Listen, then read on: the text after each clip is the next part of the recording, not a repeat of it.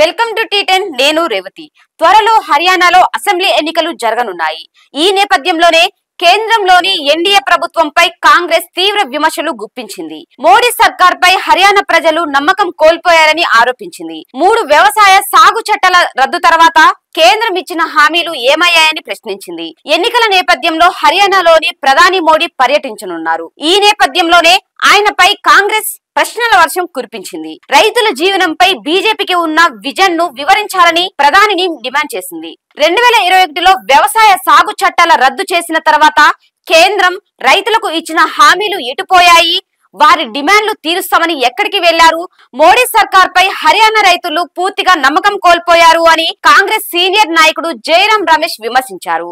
రైతులకు బీజేపీ ద్రోహం చేసింది. వారి గళాన్ని వినిపించేందుకు రైతులు మరోసారి వీధుల్లోకి రావాల్సి వచ్చింది. వారిపై లాఠీ చార్జి చేశారు, బాష్పవాయువులు ప్రయోగించారు.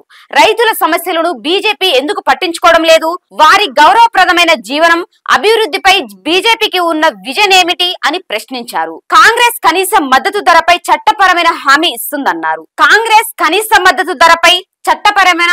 ఇస్తుందన్నారు. రుణమాఫీతో పాటు 30 రోజుల్లోగా పంట బీమా చెల్లిస్తుందని వివరించారు. ఇది ఇవాల్టి న్యూస్. చూస్తూనే ఉండండి టీ10.